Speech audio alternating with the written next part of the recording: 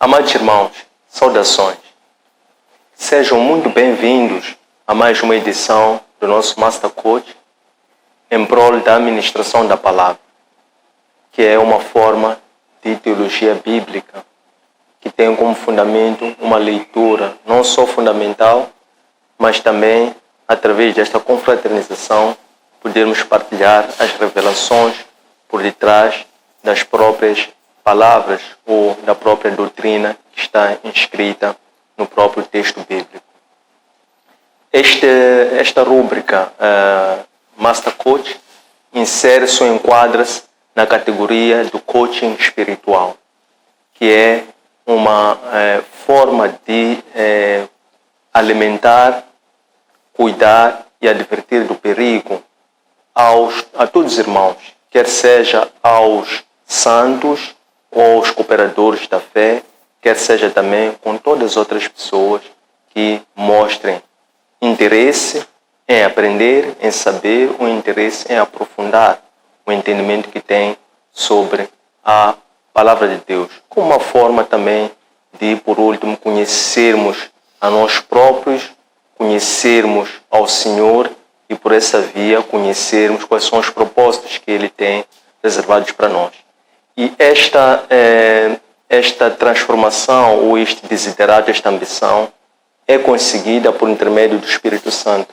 O Espírito Santo é aquela componente, dimensão da divindade que ficou após a ida de Cristo para testificar a sua soberania, de forma que ela nos guiasse e nos conduzisse por toda uma verdade, e a própria verdade é o próprio Cristo. E Cristo prevalece hoje como o caminho, a verdade e a vida, ou como o único, por assim dizer, intermediário entre Deus e a humanidade. Então, o tema de hoje que vamos nos focar é firmes na esperança para o dia do Senhor. Esta meditação vai ter 3 secções e cada secção vai ter algumas partes ou tópicos. A primeira secção vai ser as exortações sobre as virtudes cristãs. A segunda secção vai ser a condenação dos falsos mestres. E a terceira vai ser a demora da segunda vinda de Cristo. E por cada uma destas secções temos as respectivas componentes. Importa, antes de começarmos a discorrer sobre o conteúdo específico, fazermos um enquadramento deste livro, que é 2 de Pedro. 2 de Pedro, de acordo com estudiosos, ele é um livro que é considerado por muitos como tendo sido o último livro que foi escrito de todas as cartas, sobretudo todos os livros do Novo Testamento. É assim que, em termos de tempo, este livro há indicação de que tenha sido escrito entre ou finais do 1º século ou princípios do 2º século.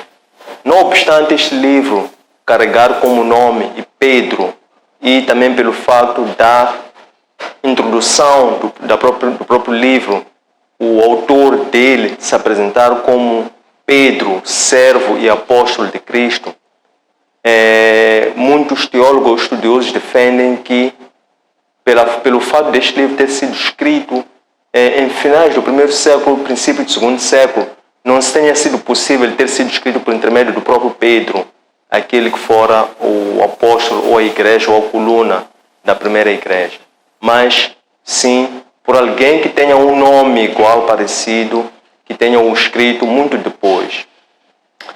Há também algumas evidências no próprio texto que demonstram que este livro não tenha sido escrito pelo Pedro, mas, entretanto, este livro era voltado não a uma comunidade específica. Este livro era voltado para todos os cristãos, isto é, para todos aqueles que eram depositários da fé transmitida pelos primeiros apóstolos. O que ocorre? Esta carta é escrita no momento em que termina a primeira geração dos apóstolos que eram herdeiros do Evangelho transmitido por Cristo.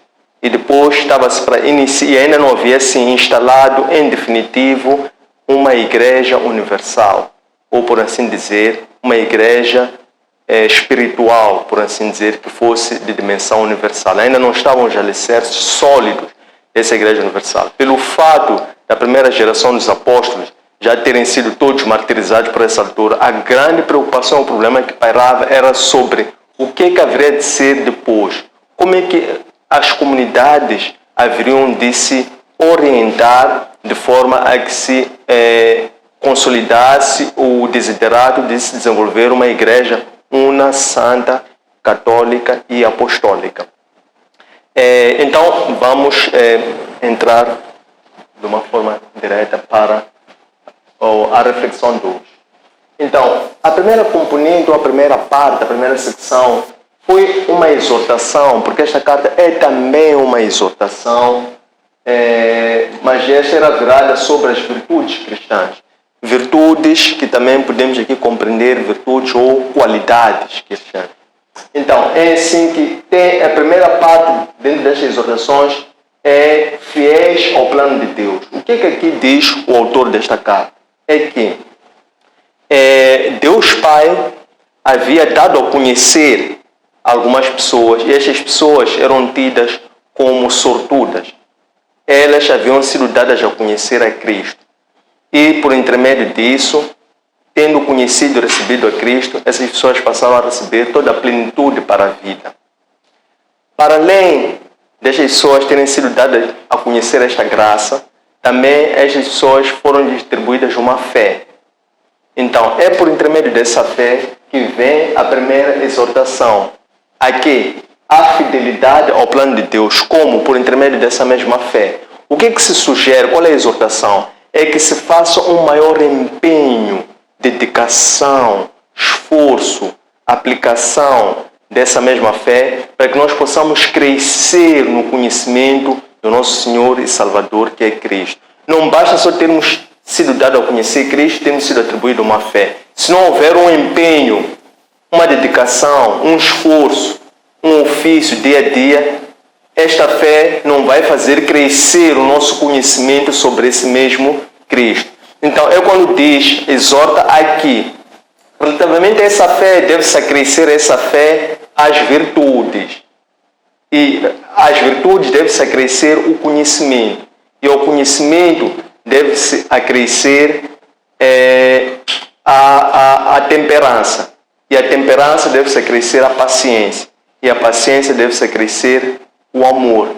E o amor a caridade. Então diz que ao se desenvolver essas qualidades, que chama de virtudes cristãs, por um lado nós crescemos no conhecimento e adquirimos dois benefícios. O primeiro benefício é que nós não vamos ser pessoas estéreis. E por outro lado também é que nós vamos estar propiciados a poder compreender cada vez mais as revelações contidas na própria Escritura. E há um perigo de quem não faz isso. O perigo é que essa pessoa vai tornar-se cega. Cega sobre as verdades reveladas pela própria Escritura e também cega sobre que caminhos é que deve seguir para poder continuar a crescer na fé e também no conhecimento de Cristo. Então, terminada esta exortação sobre a fidelidade ao plano de Deus, começa a exortação para o testemunho dos apóstolos e dos profetas, nos seguintes termos. Quem escreve essa carta, ele identifica-se como sendo um dos apóstolos. É verdade que não foi o apóstolo Pedro, conforme nós acabamos de dizer, porque Pedro foi martirizado no ano 63. Esta carta deve ser escrita no final do primeiro século, princípio do segundo século. Então, remete-se ou exorta-se que, igualmente, estes santos que conheceram a Cristo, que receberam uma fé e querem crescer no conhecimento sobre o próprio Cristo, remete-se a que eles possam acreditar nas Escrituras Sagradas como? Através de dar crédito e credibilidade aos próprios apóstolos, porque os apóstolos eles foram testemunhas oculares da soberania de Cristo, da exaltação de Cristo. Então, eles pessoalmente acompanharam quando Cristo estava no Monte Santo em sede do batismo, quando abriu-se uma voz nos céus e bradiu a dizer: este é o meu filho muito amado, do qual eu me comprazo. Então eles pessoalmente viram, testemunharam, ouviram isso. Por isso é que eles dizem que isso que nós dizemos não é com base em fábulas, não é com base em invenções, é com base em algo que nós vivemos e que nós vimos. E para além disso que nós vimos como testemunhas oculares, nós os apóstolos, nós também testificamos que aquilo que os profetas disseram também é verdade. Porque os profetas antes já haviam anunciado, neste caso foi o profeta Isaías, que havia previsto, anunciado que tudo haveria de ser submetido às pisaduras, à soberania e aos pés de Cristo. Mas por último diz assim, que por um lado nós sabemos que as próprias escrituras, os apóstolos testificam que as escrituras são verdadeiras, isto é, as palavras anunciadas pelos profetas são verdadeiras, mas também é importante que, se por um lado aquilo que os profetas disseram é verdade, mas os próprios profetas, para escreverem aquelas verdades, eles tiveram que ser inspirados pelo Espírito Santo. Então eles exortam dizendo o seguinte, que ninguém pode de per si tentar compreender as escrituras sagradas, a não ser por intermédio do próprio Espírito Santo, que inspirou aos profetas que assim o escreveram, para que também o Espírito Santo atue hoje para aquele que quer ler, para também poder compreender a intenção que o Espírito Santo queria revelar quando inspirou aos profetas para escreverem as escrituras. Depois é quando começa a secção da condenação dos falsos profetas.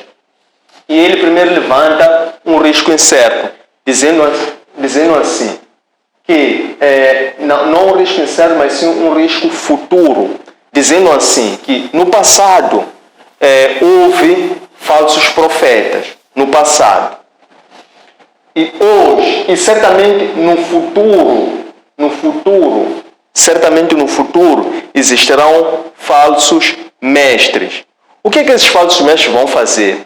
Esses falsos mestres vão infundir heresias perniciosas.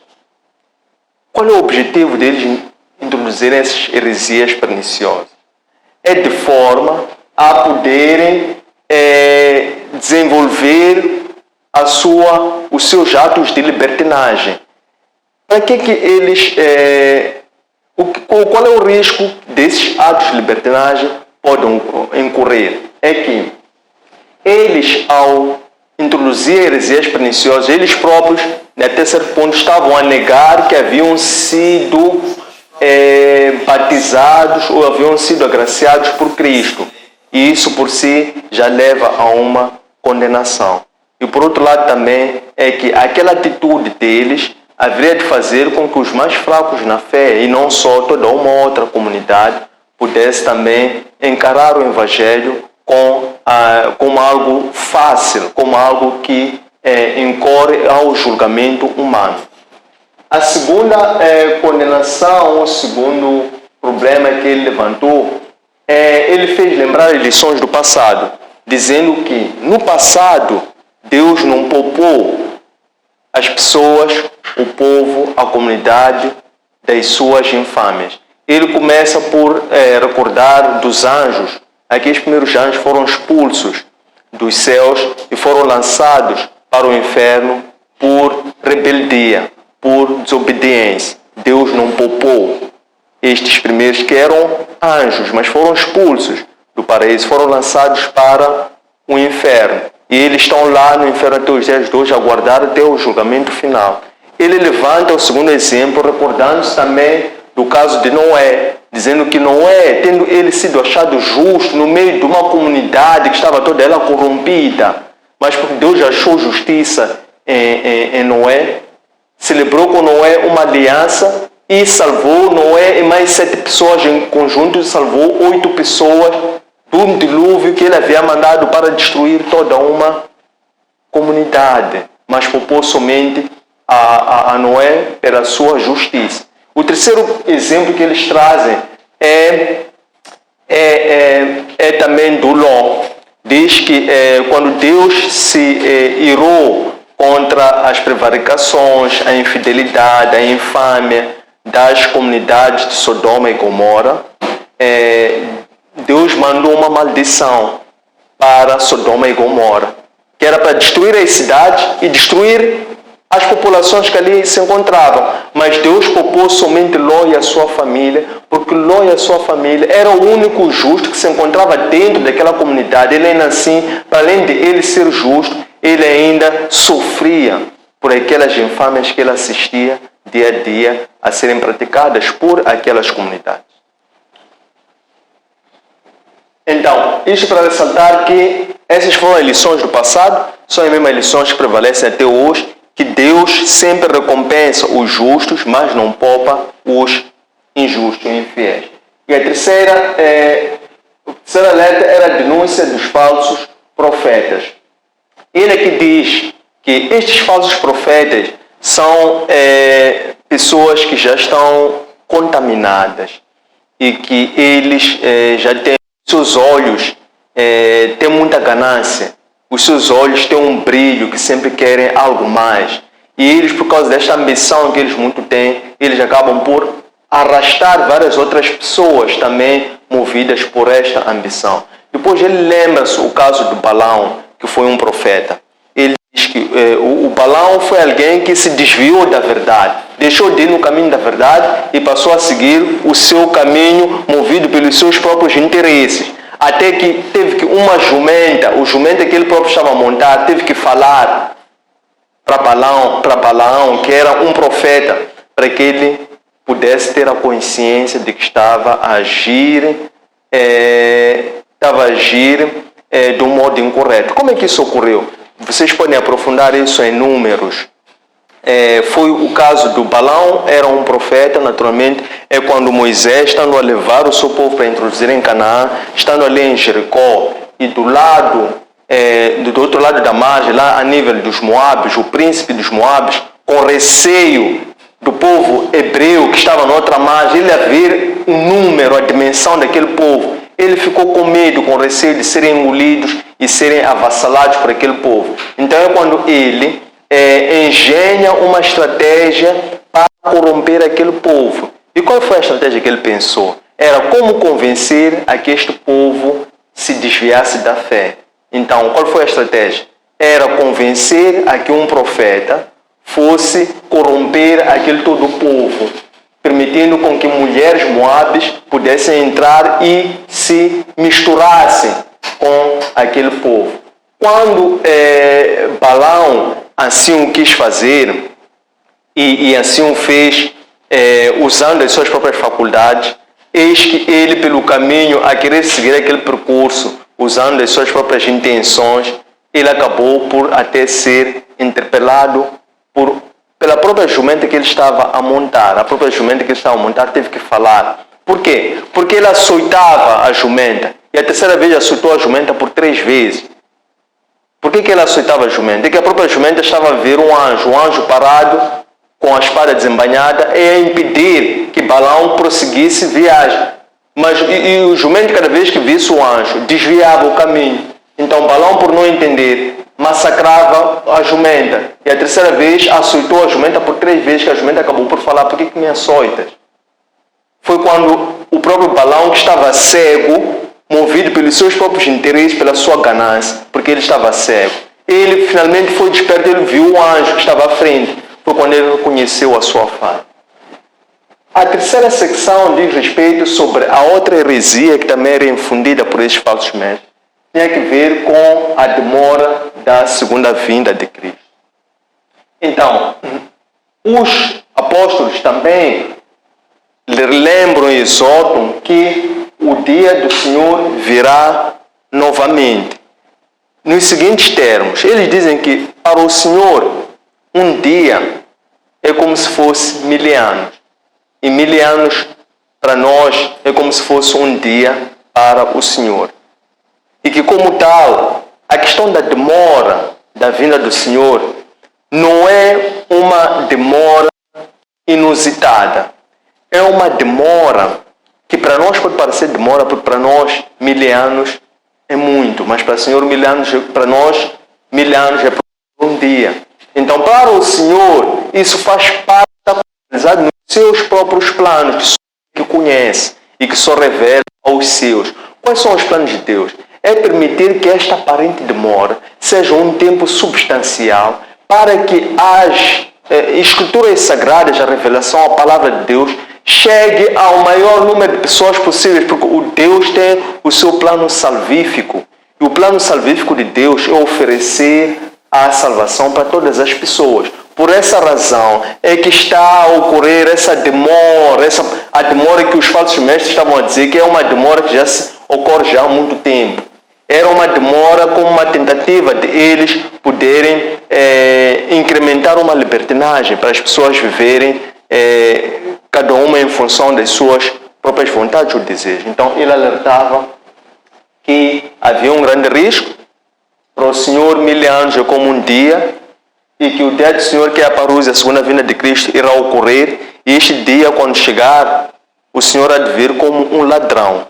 E aqui vale lembrar ou salientar que esta designação virá como um ladrão também encontra paralelo no livro de Mateus, noutra passagem, quando Cristo também estava a esclarecer sobre esta questão da parousia, o dia do Senhor, o regresso do Senhor, a segunda vinda do Senhor, quando ele também remeteu em Mateus 24:4, se não me engano, que ele lá também ele consta também este esclarecimento sobre os motivos pelos quais a vinda do Senhor esteja a ser morosa para algumas pessoas, mesmo as pessoas que usam esta heresia tão somente para poderem usar da sua libertinagem, para não perseverarem, para não manterem a constância, para não alimentarem a fé, para não se sacrificarem continuamente a observância dessas escrituras. Por isso eles, para invalidarem ou rejeitar essas escrituras, eles dizem que a segunda vinda do Senhor é uma utopia, de forma que eles possam viver como eles quiserem e poderem assim também desviar mais outras pessoas. Então é assim que o apóstolo, o autor desta carta, que não é tanto uma carta, mas é mais um escrito, quer exortar sobre este grande perigo que era infundido no que diz respeito à parousia.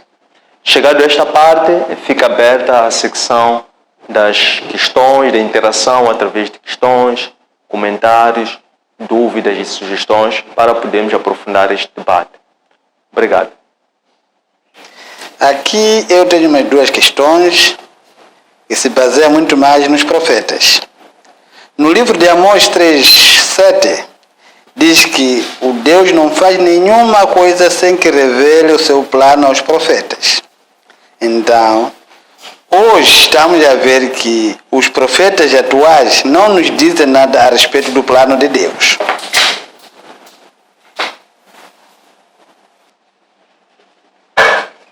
Então, nos dias atuais, os profetas de hoje não nos dizem nada o plano de Deus sobre o mundo.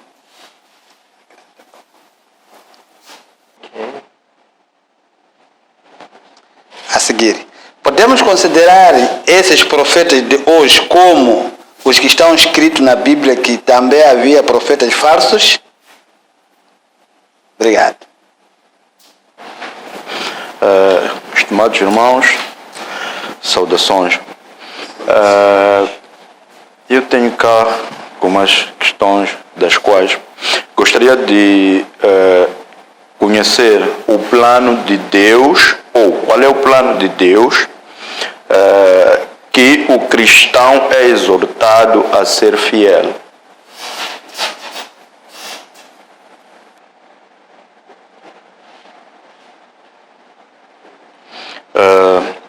Quais são os riscos sujeitos a uma comunidade dirigida por falsos profetas? Quais são, ou como é que o cristão pode conseguir distinguir ou diferenciar o falso do bom profeta, ou do falso do verdadeiro profeta?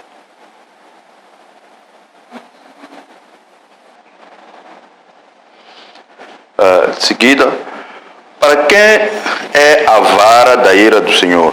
Para a comunidade influenciada, a comunidade influenciada ou os falsos profetas, porque acompanhamos que os falsos profetas para ganharem terreno, eles influenciavam comunidades. Agora, o que eu gostaria de perceber é a vara da ira do Senhor seria para a comunidade influenciada ou para os falsos profetas?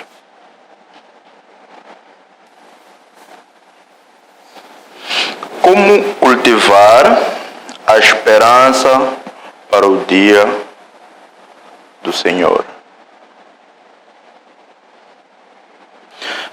Eu gostaria também de perceber por que a demora da vinda do Senhor é vista por muitos como um espaço para a libertinagem, sendo que existe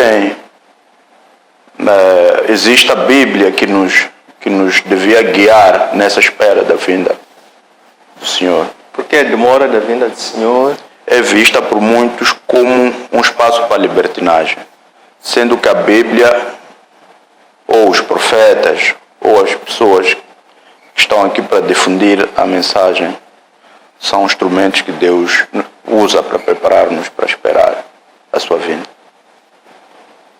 Porque a demora da vinda do Senhor é vista para muitos como um espaço para a libertinagem, sendo que existem como eu posso dizer, vários canais que Deus disponibilizou ao mundo para preparar o homem da sua vinda.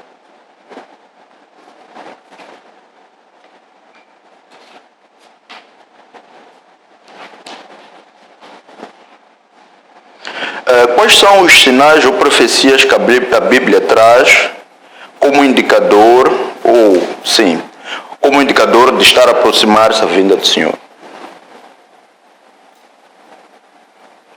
Quais são os sinais que a Bíblia traz como indicador de estar próximo à vinda do Senhor?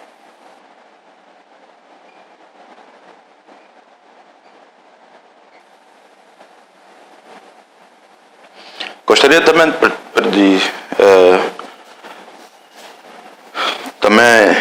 não sei se, mas eu gostaria de perceber qual é o trabalho ou missão que o Senhor tem a quando da sua segunda volta. Mais outra pergunta. E hoje temos verdadeiros profetas?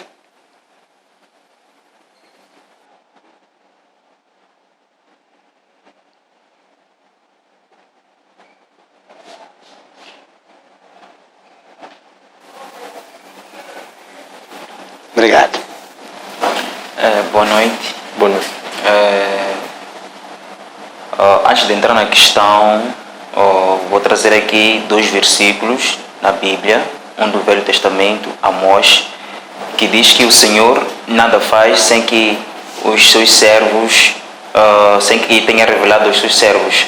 E depois em Mateus temos um outro versículo que diz, em 24, que ninguém sabe nem o dia e nem a hora que o Senhor virá. A questão é, olhando para esses 2 versículos, será que não estaríamos perante uma contradição? Porque ninguém sabe o dia que o Senhor virá, mas o Amós diz que o Senhor nada faz sem que antes tenha revelado aos seus filhos. Será que ele não pode, de alguma forma, revelar aos seus acerca do dia e a hora que ele virá? Mateus diz o quê? Mateus 24 diz que ninguém sabe o dia nem a hora que o Senhor virá. Mas em Amós 3 diz que o Senhor nada faz sem que antes tenha revelado aos seus. O que eu queria saber é, será que não haveria uma contradição? Mais uma vez, muito obrigado por estas questões que foram colocadas no período aberto para interação, que vão alimentar esta segunda e última parte da nossa aula, que tem a ver com o esclarecimento ou os comentários sobre estas mesmas questões, em número de 12. Então irei passar a respondê-las de acordo com a ordem cronológica pelas quais elas foram apresentadas, segundo uma disciplina FIFO, First In, First Out. A primeira questão destas é, no livro de Amós, profeta Amós, revela que Deus nada faz sem revelar os seus planos aos seus profetas. E nos dias atuais, os profetas não nos dizem qual é o plano de Deus sobre o mundo. Isto é, por que nos dias atuais os profetas não nos dizem qual é ou quais são os planos de Deus sobre o mundo?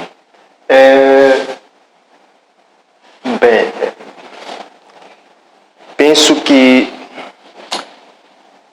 talvez isso está muito ligado também a uma das últimas perguntas, quando se afirma que nos dias atuais os profetas não revelam quais são os planos de Deus para o mundo.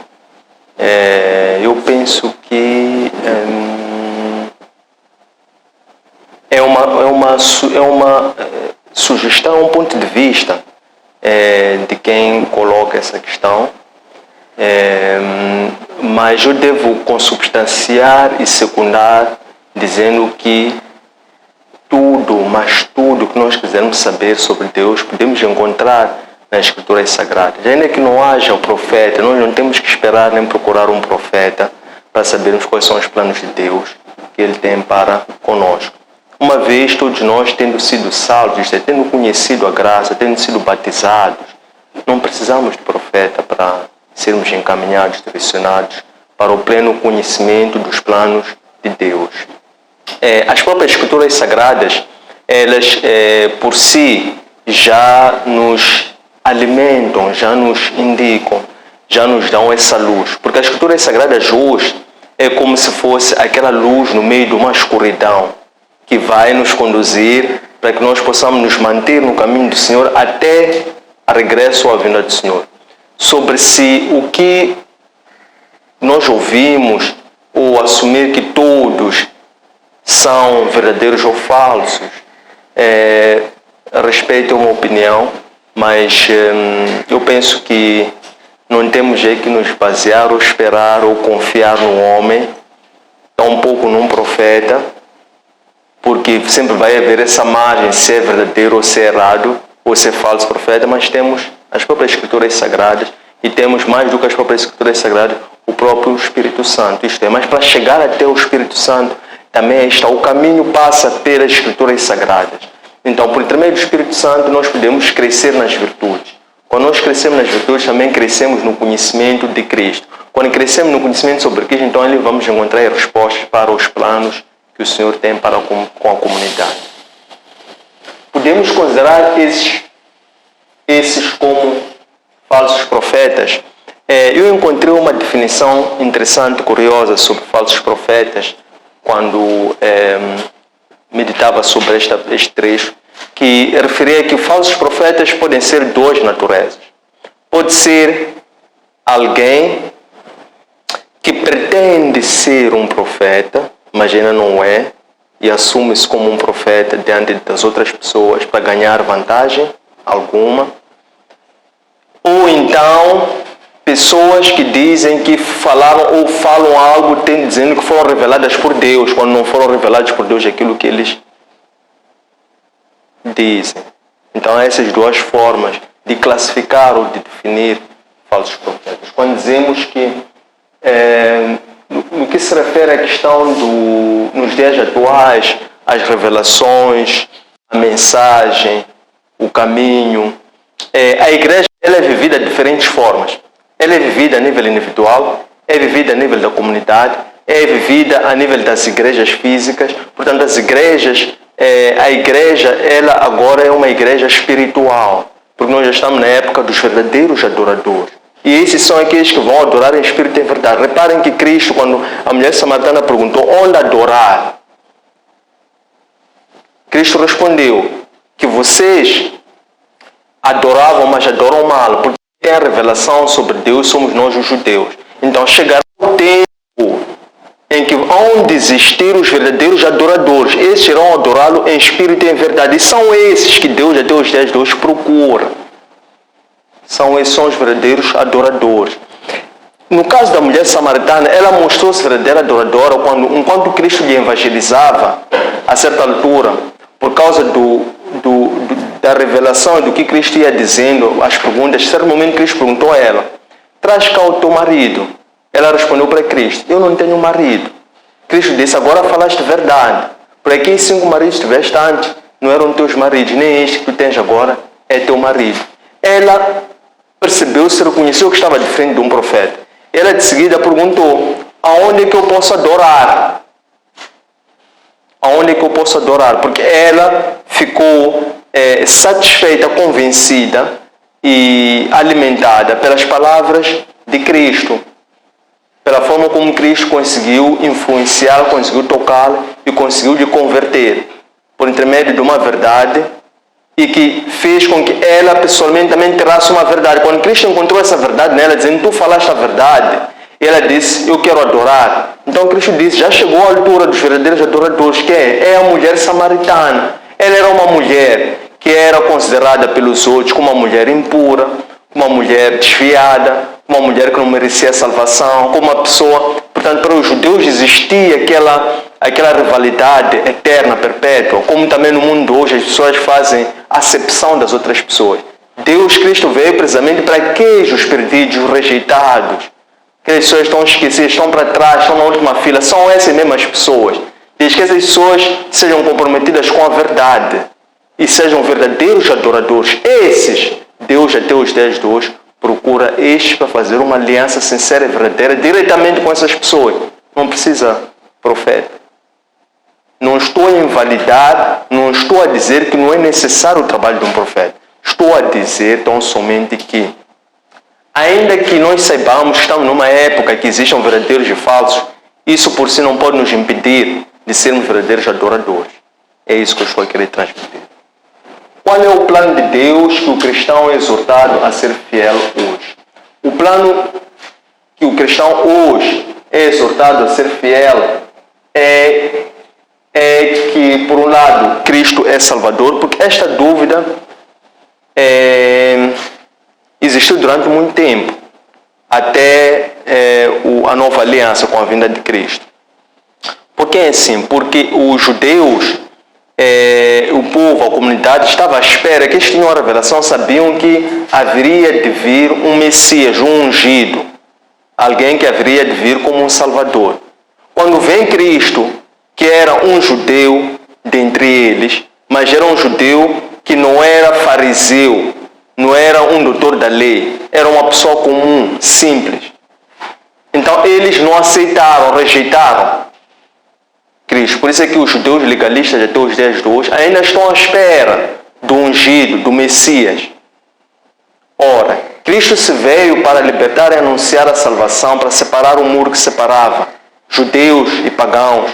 Nos dias de hoje, também, se ele por um lado veio para os gentios, para que os gentios pudessem o conhecer e também pudessem aceitar a proposta de salvação por intermédio dele. Então, nos dias de hoje também ainda continuam a existir gentios como judeus, qualquer que seja a raça e etnia, estamos a falar da raça humana que é uma, ainda existem pessoas que rejeitam as Escrituras. Rejeitando as Escrituras, em consonância com isso, também estamos a rejeitar a Cristo. Por toda a Escritura aponta para Cristo. Toda a Escritura foi escrita, inspirada e orientada em Cristo, por Cristo e para Cristo. Obrigado. Quais são os riscos sujeitos a uma comunidade dirigida por falsos profetas? Então, os riscos estão sujeitos a uma comunidade que é dirigida por falsos profetas. O grande risco é a corrupção espiritual. Porque ele, sendo por si o porta-voz dessa mesma comunidade, o papel de um profeta, enquanto um intermediário, um porta-voz de Deus, enquanto um sentinela, é o de alimentar, cuidar e advertir do perigo à comunidade por intermédio das Escrituras Sagradas. Então, quando o profeta ele é inspirado por Deus a poder fazer o trabalho de porta-voz desta mesma comunidade, então ele vai ser usado pelo Espírito Santo para poder levar as palavras certas que vão contribuir para alimentar, cuidar e advertir do perigo a cada um dos cristãos. Como é que os cristãos podem distinguir o falso do verdadeiro profeta? Nos dias de hoje, por intermédio da dispensação da graça, com a nova aliança, nos dias de hoje, todos nós, isto é, os convertidos, mas estamos a falar dos falsos profetas, tendo em conta aqueles que ainda não receberam a palavra, aqueles que ainda não aceitaram e aqueles também que já estão a caminhar na fé. Esses são influenciados direta e indiretamente por profetas. Então, como é que hoje nós podemos distinguir o falso do verdadeiro profeta? É que o falso profeta vai trazer um falso testemunho e o verdadeiro profeta vai trazer um verdadeiro testemunho. Testemunho de quê? A palavra que partilha em forma de alimentar, cuidar, advertir de perigo, bem como o seu próprio testemunho sobre a sua própria vida e conduta. Então, a forma mais fácil, prática, direta, de se observar, reconhecer, identificar e distinguir um verdadeiro de um falso profeta é pelo seu próprio testemunho, isto é, da sua própria vida, a sua própria conduta, a sua própria caminhada. Todo cristão hoje é chamado a ser testemunho de Cristo. Testemunho como? Através da sua própria vida. Então, todo esse cristão que já conheceu a Cristo, ele é testemunho desse mesmo Cristo para poder evangelizar ou converter outras pessoas. Como? Não só através do que fala, mas também através do seu próprio testemunho, isto é, a sua própria vida, a sua conduta, o seu estilo de vida, a sua família, a sua idoneidade. Isto fala, e isso é o principal testemunho que qualquer pessoa pode usar para evangelizar as outras pessoas, mais do que simplesmente aquilo que diz ou aquilo que fala. Para quem é a vara da ira do Senhor? Para a comunidade ou para os falsos profetas? A vara da ira do Senhor desce para todos. No dia do julgamento vai descer para todos. Entretanto, o julgamento vai começar de cima para baixo. Isto é, vai começar pelos membros do Sinédrio.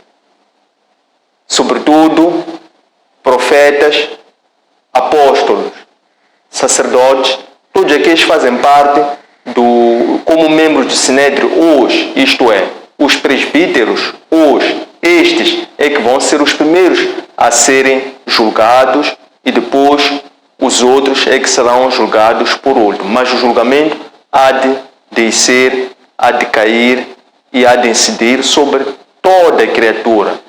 Quer seja aqueles que estão nos céus, aqueles que estão na terra e aqueles que estão embaixo da terra.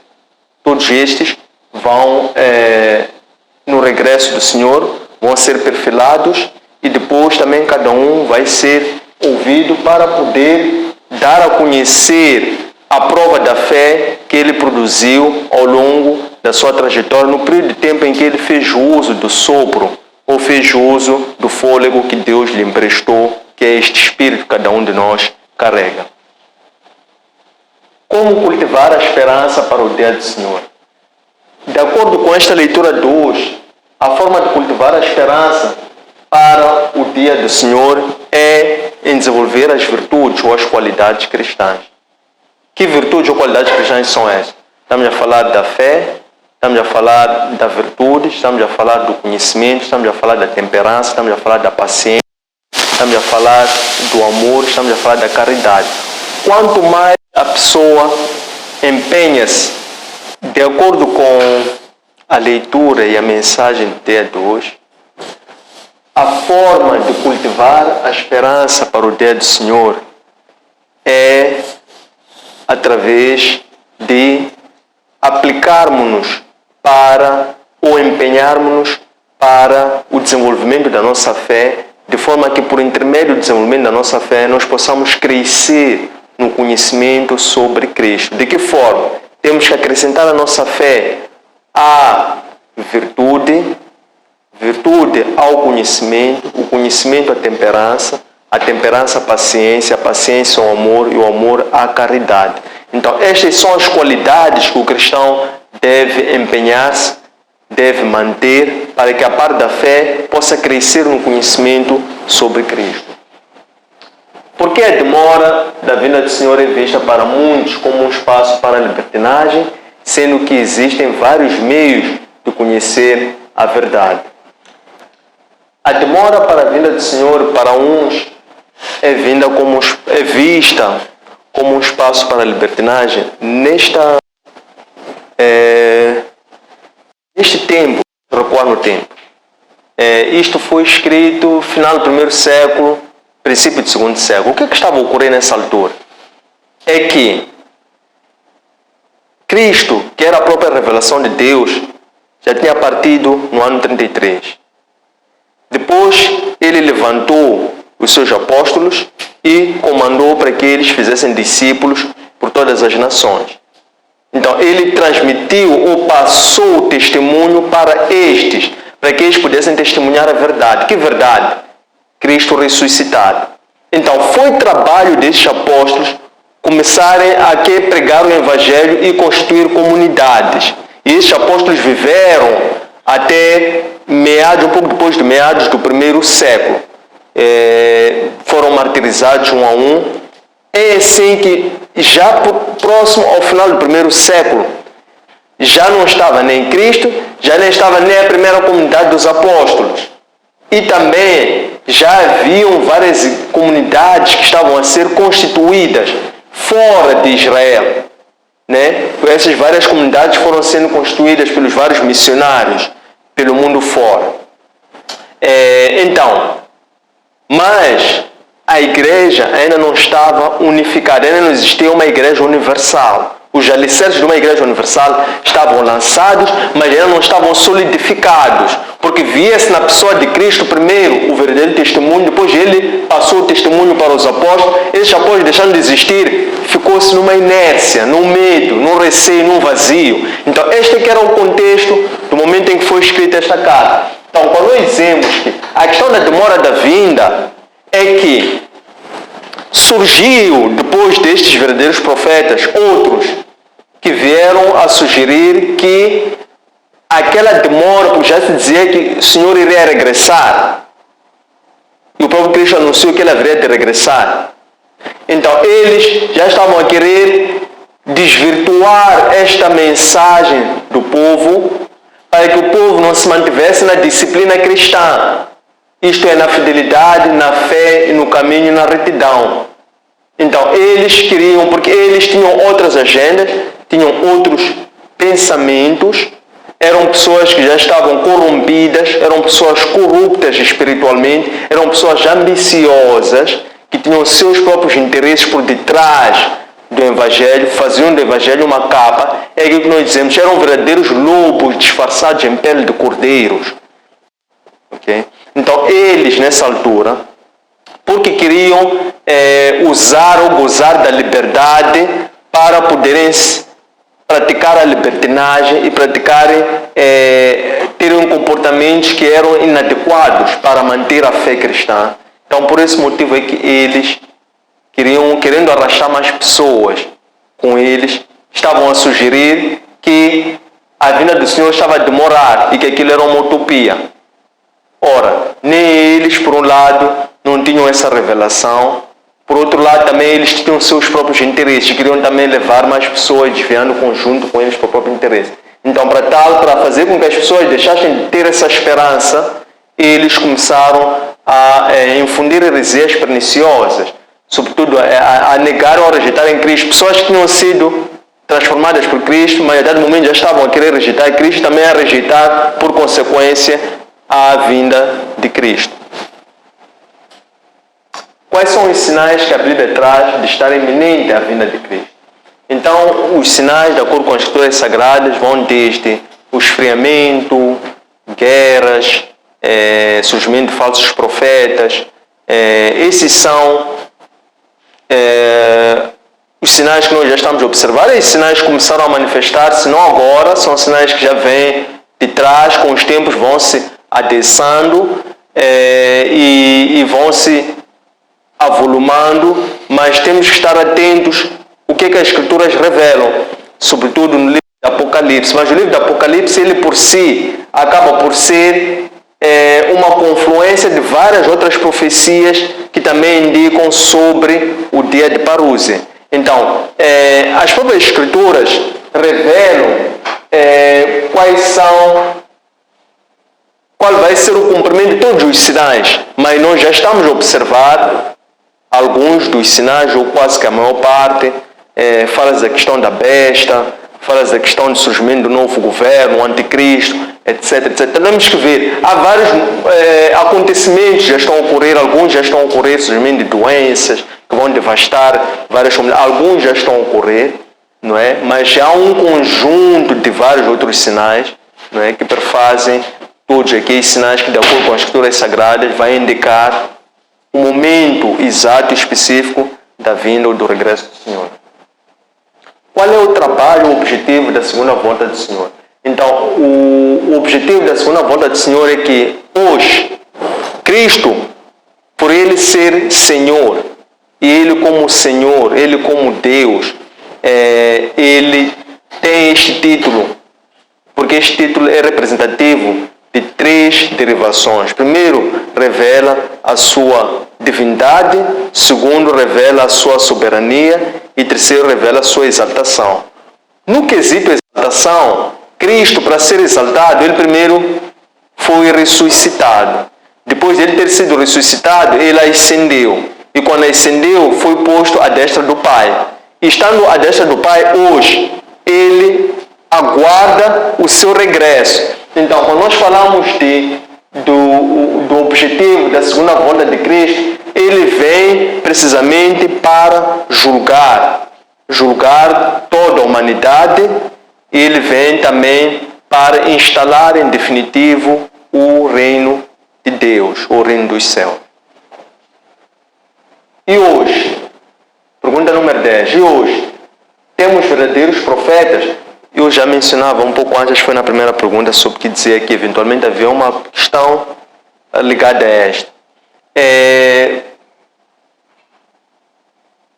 Nesta leitura de hoje, quem faz esta exortação era um dos profetas, em que ele dizia assim, que eu testemunho esta verdade, porque enquanto eu estiver vivo, ele até descreve que enquanto eu estiver vestido, enquanto eu estiver sobre esta tenda, não é? E a tenda refere-se ao tabernáculo, isto é, aquele corpo. Enquanto eu estiver vivo, é meu dever testemunhar aquilo que eu vi.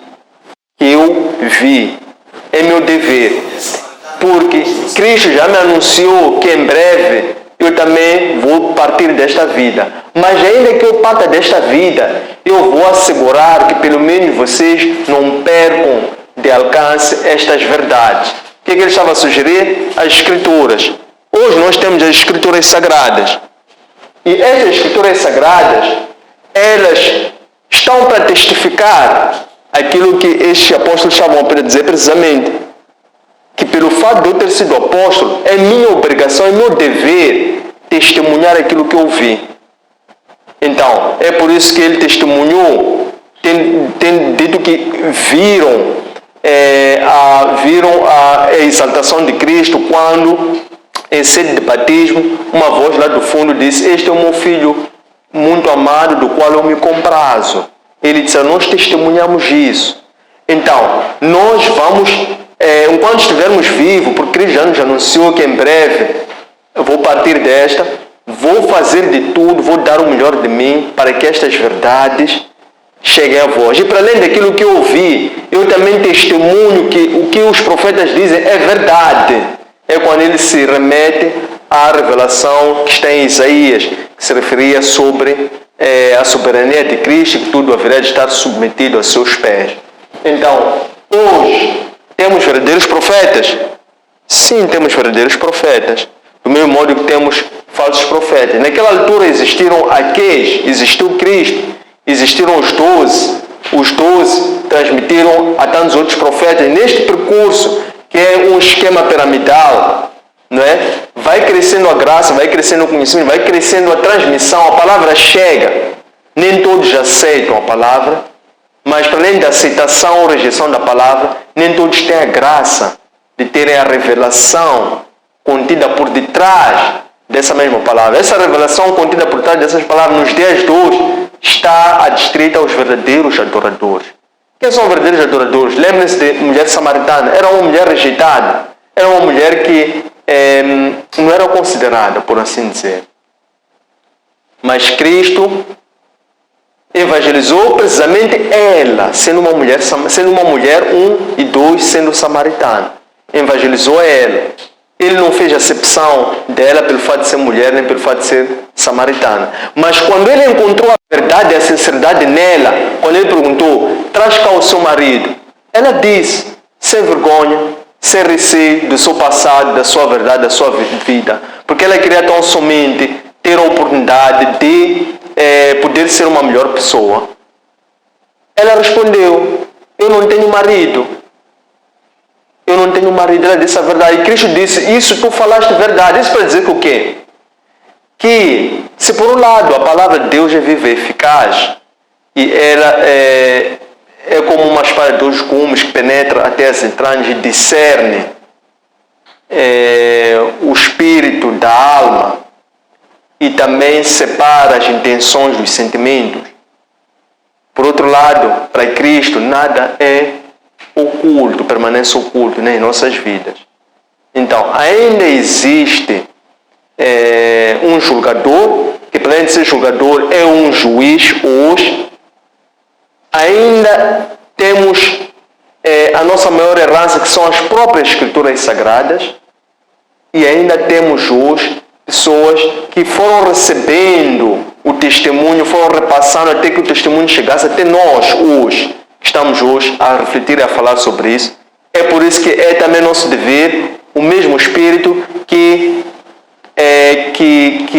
inspirou ao apóstolo que escreveu essa carta. Então hoje nós estamos a ouvir o verdadeiro Evangelho. Também ressalta sobre nós a obrigatoriedade de sermos testemunhos do que é da verdade. Então, existem verdadeiros, existem falsos, existem aqueles que aceitam, existem aqueles que revelam, mas ainda que tu aceites ou recebas, não é suficiente. Tens que depois também desenvolver a pureza, tens que buscar continuamente a santidade, tens que praticar a justiça, porque se a pessoa não faz isso, aquela luz, aquele brilho vai se apagando. Se a pessoa não alimenta a esperança da vinda do Senhor, não se comporta, não se alinha, não pratica, não se empenha, porque acha que tem tempo ou acha que é uma utopia a vinda do Senhor, então a pessoa se desvia. Não sei se consegui transmitir. Olhando para Amós, o profeta Amós escreveu que o Senhor revela os seus planos aos seus instrumentos, e o livro de Mateus que diz que ninguém sabe o dia do Senhor. Será que há aqui uma contradição? Não há contradição. Não há contradição. Há uma complementaridade. Por quê? Porque nós sabemos, aqueles que são os santos, aqueles que guardam o Evangelho, sabem que o dia do Senhor é iminente. Quando é esse dia do Senhor? Não nos interessa saber. Nem a mim, nem a ti. Se nós acreditamos no Evangelho, temos fé. Então vamos viver o Evangelho. Isso cabe ao próprio Senhor, porque Ele quer vir como um ladrão. No livro de Mateus, ele refere que se o dono da casa souber a hora que há de vir o ladrão, então ele ia preparar-se para que a casa não fosse arrombada. Mas porque o ladrão vem de madrugada, a uma certa hora que tu nunca sabes, tampouco o dono da casa pode se preparar. O que ele está a dizer com essa parábola? É que nós temos que nos comportar hoje como pessoas que já não são bebês, ou não são fracos, não somos nécios na fé, mas somos pessoas que recebemos a fé, somos cristãos, fomos batizados, estamos a crescer na fé dia a dia, desenvolver uma maturidade espiritual. Então devemos continuar aqui a alimentar-nos do leite espiritual ou do alimento sólido. É este alimento sólido que vai fazer com que nós vamos crescer no conhecimento sobre Cristo. Então, voltando para a questão, elas não se contradizem, elas complementam-se. O que o profeta Amós disse continua a verdade. o que é verdade, tão pouco nós somos sujeitos a dizer que a Escritura é verdade, não é verdade. Quem somos nós? Então retiro a palavra que eu disse. Eu não quis dizer que o que o profeta Amós disse continua a verdade. Estou a dizer que é verdade. Então, o que o profeta Amós disse, que o Senhor revela os seus planos a seus, por essa razão, é que por ele ter revelado os seus planos aos seus, é que está escrito nas Escrituras Sagradas que haverá o dia da vinda do Senhor. Então não há contradição. Ou há? Acho que não. Tendo chegado a esta parte, deixem ficar os vossos comentários, sugestões, contribuições, e também desde já agradecemos a vossa presença e o vosso acompanhamento. Estas lições encontram disponíveis nas nossas plataformas Facebook, Antônio Centras _ Oficial, no nosso canal YouTube, Antônio Centras _ LDA, no nosso aplicativo EloWeb. Um abraço de luz e até breve.